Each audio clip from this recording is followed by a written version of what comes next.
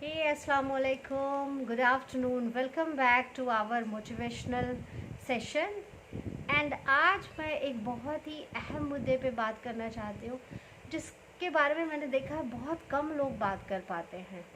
हम में से कई लोग इस चीज़ से गुज़रते हैं लेकिन हम समझ नहीं पाते हैं कि ये चीज़ें हमारे ऊपर क्या इम्पैक्ट डाल रही हैं। मैंने इस चीज़ को एक नया टर्म दिया है, नेगेटिव जोन। ये नेगेटिव जोन है क्या? हम में से कई लोगों ने, अक्सर लोगों ने कई बार ये महसूस किया होगा कि हम कभी कभी किसी ऐसी जगह पे जाकर फंस जाते हैं जहाँ पे पर्सनालिटी जो होती है वो बिखर जाती है। हम जैसे हैं हम वैसे नहीं रह पाते, हम कुछ डिफरेंट बिहेव करने लगते हैं, हम कुछ अलग तरह से सोचने लगते हैं और जैसे ही निकलते हैं हम बड़े कंफर्टेबल फील करते हैं। मैं किसी कोई सुपरस्टिशियस बात नहीं कर रही हूँ, मैं एक नॉर्मल बात कर रही हूँ जो हमारे normal day to day life में हम में से कई सारे लोगों के साथ होता है। कई बार हम अपने फ्रेंड सर्कल के बीच या हमारे स्कूल में या कॉलेज में या वर्क प्लेस में या इवन घर में हम ऐसा फील करने लगते हैं कि यहाँ हमारी कोई इम्पोर्टेंस नहीं है, यहाँ मैं बहुत ज़्यादा कुछ पॉजिटिव नहीं सोच पाती हूँ, इस जगह पे मुझे लोग बहुत ज़्यादा इन्फ्लुएंस कर देते हैं, इस जगह पे मैं जैसी हूँ मैं वैसी नहीं हूँ।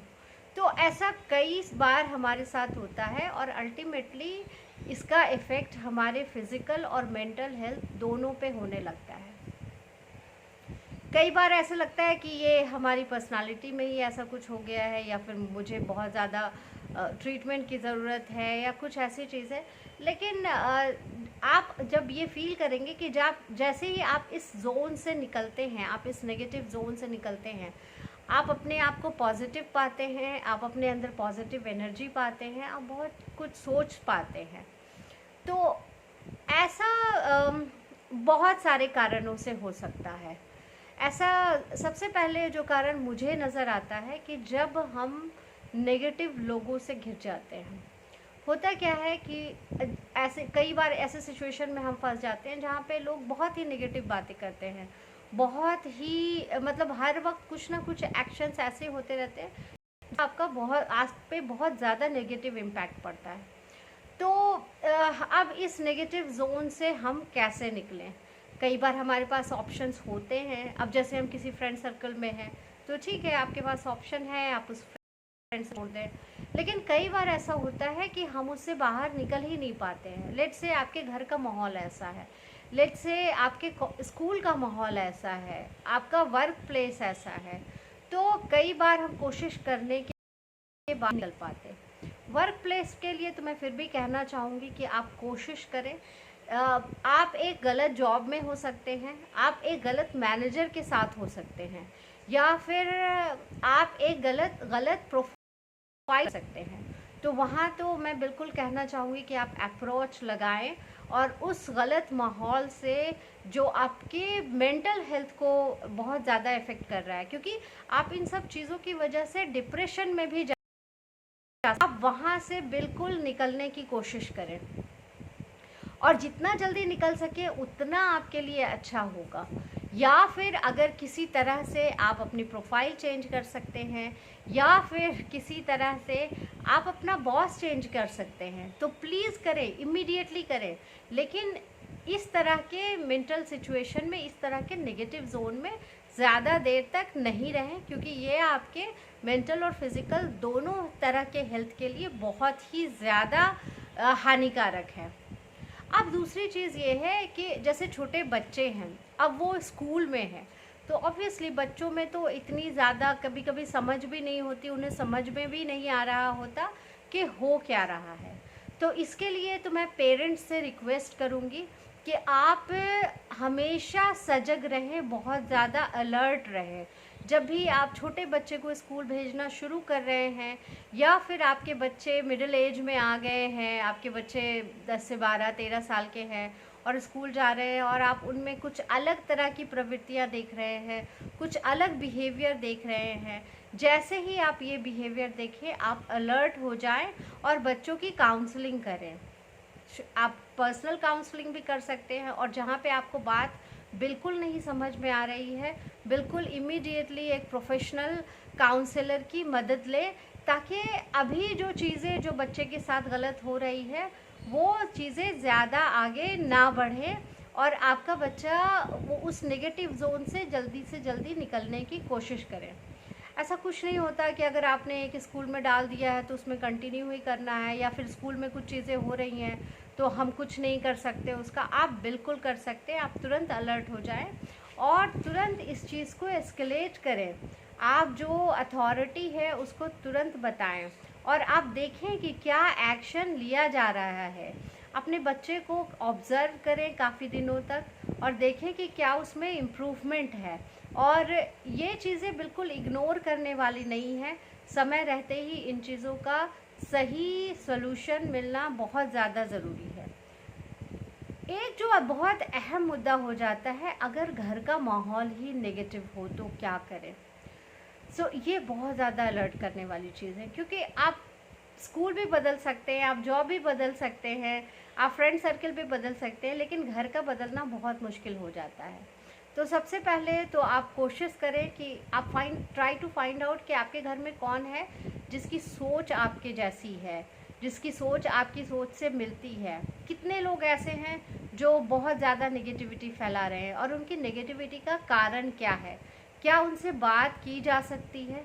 अगर बात की जा सकती है, उन्हें समझाया जा सकता है तो बिल्कुल बात करें, उसको उन्हें समझाएं, उन्हें रास्ता दिखाएं। कई बार लोगों को आपकी सूझबूझ और समझदारी की ज़रूरत, तो आप अपनी सूझबूझ और समझदारी दिखाएं और उन्हें समझाने की कोशिश करें, उनको ट्रैक पे लाने की कोशिश करें। और जो भी बंदा, जो भी फैमिली मेम्बर आपको घर में लगता है कि वो आपका सपोर्ट कर सकता है तो उसकी सपोर्ट ज़रूर लें। अच्छा, ऐसा नहीं है कि हमेशा दूसरे लोग ही नेगेटिविटी का कारण हो, आप भी नेगेटिविटी का कारण हो सकते हैं। तो अगर आप उस नेगेटिविटी का कारण हैं तो प्लीज़ बाकी घर वालों की हेल्प लें और बाकी घर वालों की हेल्प से माहौल को, सिचुएशन को हैंडल करने की कोशिश करें।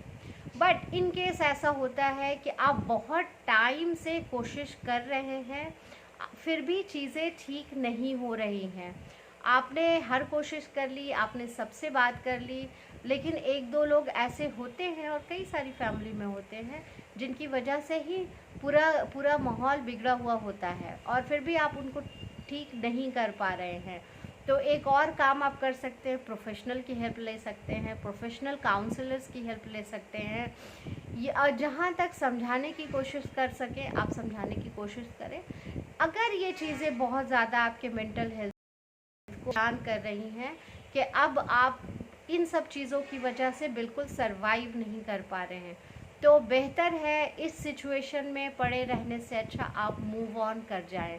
आप इस सिचुएशन से बाहर निकलें, आप इस नेगेटिव जोन से बाहर निकलें, क्योंकि ये आपकी पूरी पर्सनालिटी को ख़त्म कर देगी, ये आपकी पूरी सोच को ख़त्म कर देगी। और अगर आपके जैसे अच्छे विचारधारा के लोग अगर डिप्रेशन में चले जाते हैं तो ये पूरे सोसाइटी को इम्पैक्ट करती हैं ये चीज़ें, क्योंकि आप उस नेगेटिविटी को कई जगह कैरी करते हैं। आप भी तो कई जगह जा रहे हैं ना, आप भी ऑफिस जा रहे हैं, आप भी फ्रेंड्स सर्कल्स में हैं, आप भी प्रोफेशनल हैं, आप सोसाइटी से डील कर रहे हैं।